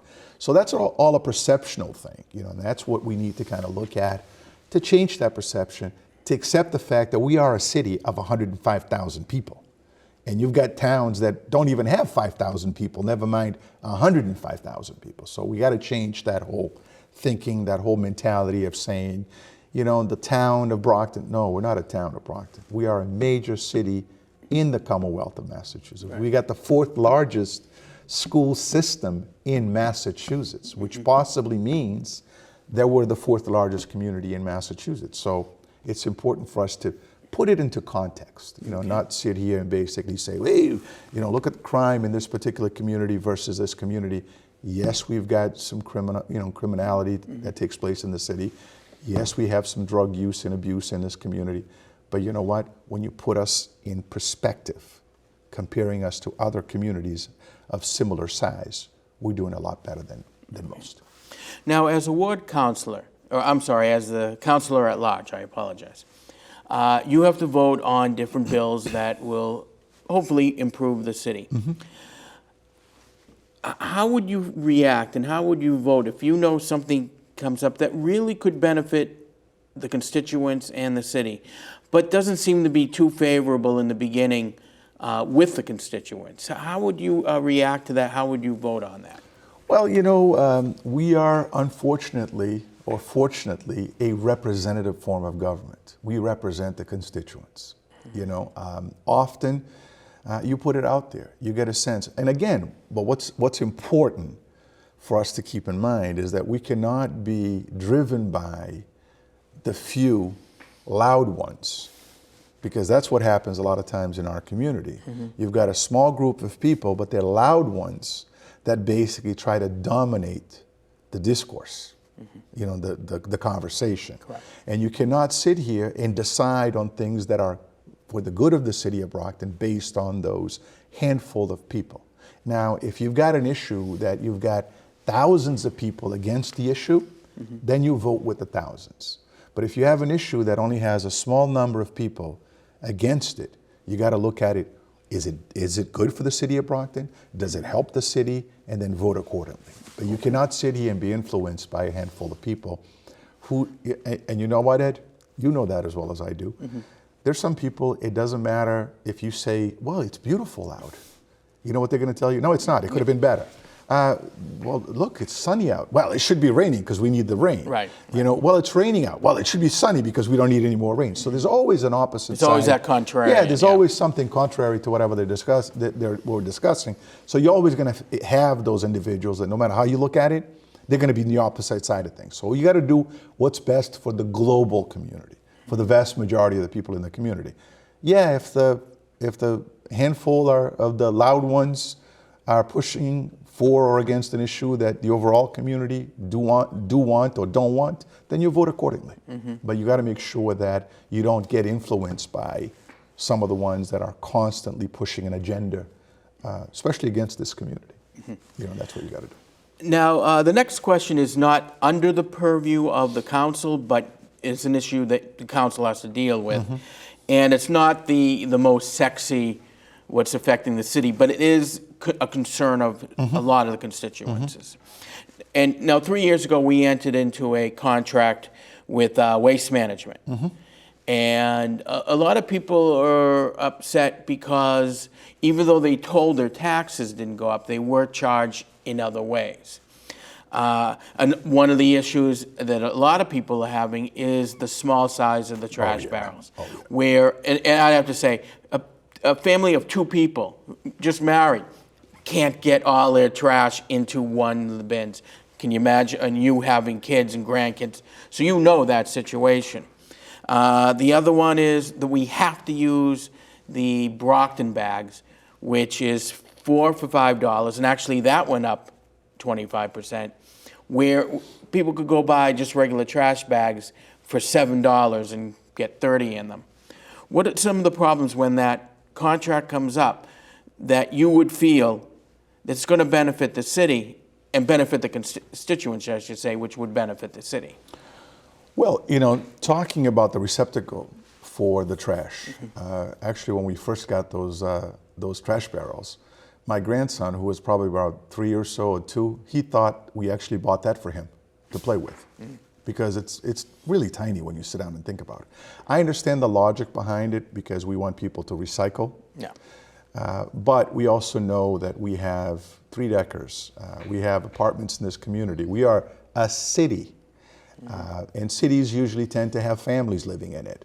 And families are 3, 5 kids, 3 to 5 kids, plus a husband and wife. So you're looking at possibly 7 or so people living in a single apartment or a single family home.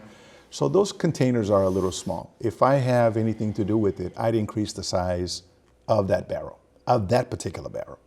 But also at the same time, just kind of stay on top of recycling. Yeah. Because people need to learn that there's a lot of things that we throw in the trash that could actually go in the recycling bin and get into that system. As far as the bags are concerned, now, we pay for trash. We, the city Right. pays for trash. So if you open it up to a point where people can throw anything that they want to throw out, go to the store and buy their black bags and pitch it, it's going to get out of control.